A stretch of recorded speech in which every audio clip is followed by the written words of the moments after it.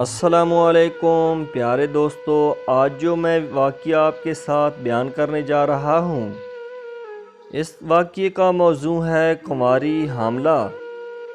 پیارے دوستو، کسی گاؤں میں ایک غریب مولوی رہتا تھا۔ وہ اس چھوٹے سے گاؤں کی اکلوتی مسجد کا امام تھا اور نماز کے علاوہ گاؤں کے بچوں کو قرآن بھی پڑھاتا تھا، جبکہ اس کی بیوی گاؤں کی بچیوں کو مدرسہ پڑھاتی تھی، جس سے ان کا گزر بسر ہو جاتا تھا۔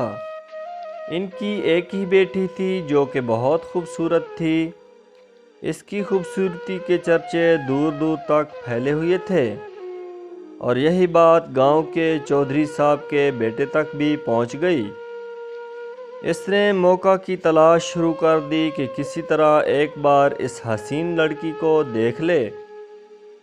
آخر وہ بھی کیا بلا، ایک دن وہ مولوی صاحب کے گھر چلا گیا کہ کچھ نیاز وغیرہ دینے کے بہانے مولوی کی بیٹی کا دیدار ہو جائے گا، اور اس طرح وہ اپنے مقصد میں کامیاب ہو گیا۔ جب امام صاحب مسجد میں نماز پڑھا رہے تھے تو اس نے دروازے پر دستک دی، اور مولوی کی بیٹی کی آواز آئی، کون؟ اس نے کہا، اس کے پاس کچھ سامان ہے جو چودھری صاحب نے بھیجا ہے، وہ لے لیں۔ لڑکی نے کہا، آپ دروازے میں رکھ دیں، میں اٹھا لوں گی۔ اس نے سامان رکھا اور وہیں انتظار کرنے لگا۔ جب لڑکی نے سمجھا کہ سامان رکھنے والا چلا گیا ہے تو اس نے سامان اٹھانے کے لیے دروازہ کھولا تو اس لڑکے نے اسے دیکھ لیا۔ دیکھا ہی نہیں بلکہ اس پر عاشق ہو گیا اور وہیں اپنا دل دے بیٹھا۔ لڑکا گھر آیا اور ضد پکڑ لی کہ اس نے شادی کرنی ہے تو مولوی کی بیٹی سے ہی کرنی ہے۔ چودھری صاحب اس رشتے کے حق میں نہیں تھے۔ انہوں نے بیٹے سے کہا، میں جا کر مولوی صاحب سے بات کرتا ہوں۔ چودھری صاحب آئے اور مولوی سے کہا، میرا بیٹا شراب پیتا ہے، جوا کھیلتا ہے اور ہر برائی ہے اس میں اپنے بیٹے کے لیے آپ کی بیٹی کا رشتہ مانگنے آیا ہوں۔ اگر آپ انکار کریں گے تو میں ہنسی خوشی چلا جاؤں گا، یہ نہ سوچنا کہ میری ناراضگی آپ کی زندگی میں کوئی خلل ڈالے گی۔ اب ظاہر سی بات ہے مولوی صاحب نے انکار ہی کرنا تھا۔ چودھری صاحب گھر گئے اور اپنے بیٹے سے کہا کہ مولوی نے انکار کر دیا ہے اور اب دوبارہ کبھی اس گلی سے بھی نہ گزرنا۔ لیکن لڑکے کو بہت غصہ آیا کہ اتنی دولت، عزت اور شہرت کے باوجود مولوی نے یہ رشتہ کیسے ٹھکرا دیا۔ میں ضرور انتقام لوں گا، اور اس نے دل میں انتقام کی ٹھان لی۔ ادھر مولوی صاحب کی بیٹی بیمار ہو گئی اور اسے پیٹ میں درد شروع ہو گیا۔ پہلے تو وہ گھریلو ٹوٹکوں سے علاج کرتے رہے، لیکن جب بیٹی کا پیٹ پھولنے لگا تو وہ گاؤں کے واحد حکیم کے پاس چلے گئے۔ اس وقت الٹرا ساؤنڈ وغیرہ اور جدید آلات تو تھے نہیں، لہٰذا حکیم صاحب نے بچی کی نبض چیک کر کے پیٹ کی درد کی شدت کا جانچتے ہوئے بتایا کہ آپ کی بیٹی حاملہ ہے۔ مولوی کے گھر میں تو جیسے کوہرام مچ گیا، ایک قیامت آن پڑی۔ مولوی نے بیٹی کو بہت مارا پیٹا کہ کس کے ساتھ منہ کالا کروا کر آئی ہے، کس کا بچہ ہے تیرے پیٹ میں۔ ایک دو بار اسے قتل بھی کرنا چاہا لیکن میں بیچ میں آ گئی۔ اسے یقین تھا کہ اس کی بیٹی بے گناہ ہے، وہاں ان کی بیٹی بھی اس امتحان پر اللہ سے امید لگا کر بیٹھ گئی کہ اب کوئی معجزہ ہی اسے اس ناکردہ گناہ سے نکال سکتا ہے۔ ادھر چودھری کے بیٹے نے جب 2-3 بار مولوی کی بیٹی کو اپنے ہمراہ حکیم کے پاس جاتے دیکھا تو حکیم کے پاس چلا گیا، تھوڑی سی رقم ادا کی تو حکیم نے ساری بات اگل دی۔ चौधरी का बेटा वापस आया और गांव के मिरासी को कुछ रकम देकर सारे गांव में ऐलान करवा दिया कि मौलवी की बेटी बगैर निकाह किए हामला हो गई है।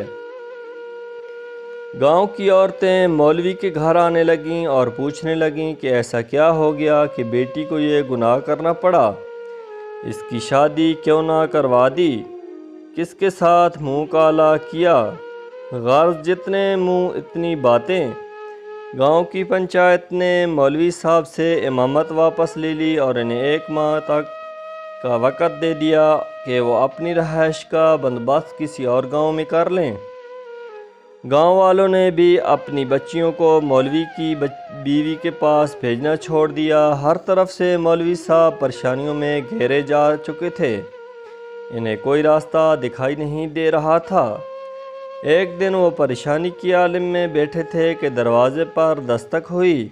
जाकर दरवाज़ा खोलो तो सामने एक खूबरू नौजवान खड़ा था।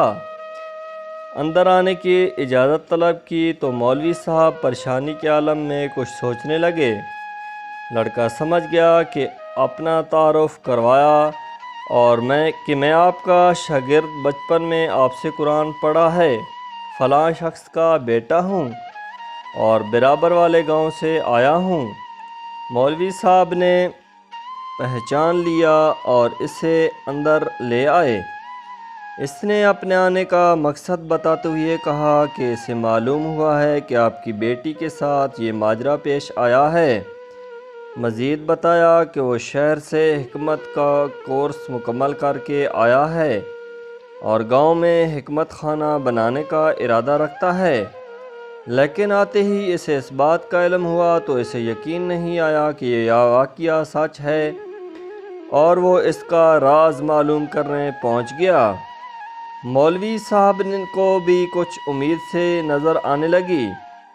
इस लड़के ने मौलवी साहब की बेटी की नब्ज़ देखी, कुछ तफसीलात पूछीं और फिर कुछ सोचते हुए मौलवी साहब से एक बकरे और एक कुत्ते का बंदोबस्त करने को कहा, जबकि लड़की को दिन का खाना खाने से मना किया और भूखा रहने को कहा।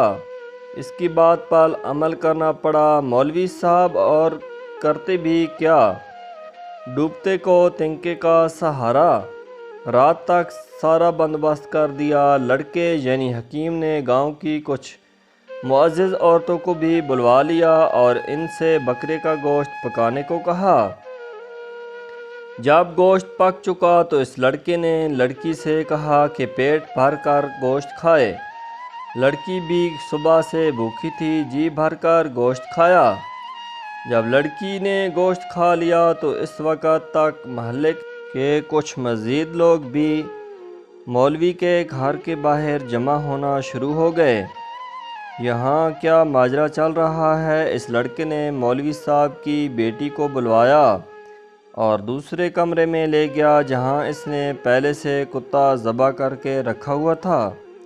इस लड़की को बताया कि जो गोश्त इसने खाया है वो इस कुत्ते का गोश्त था। बस फिर क्या था, लड़की ने उल्टियाँ शुरू कर दीं और जो कुछ खाया था सब बाहर आने लगा।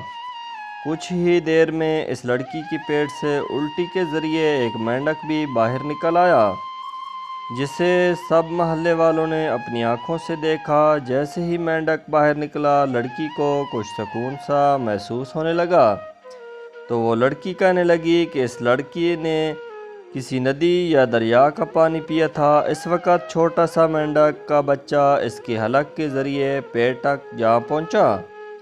जब वो मेंढक का बच्चा बड़ा हुआ तो इससे तकलीफ़ शुरू हो गई और इन्फेक्शन की वजह से पेट भी फूलना शुरू हो गया।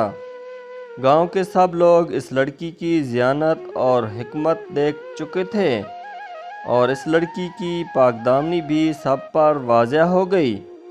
मौलवी साहब ने इस लड़के के इसरार पर अपनी बेटी का निकाह इस नौजवान से कर दिया और यूं वो दोनों हंसी खुशी अपनी ज़िंदगी बसर करने लगे।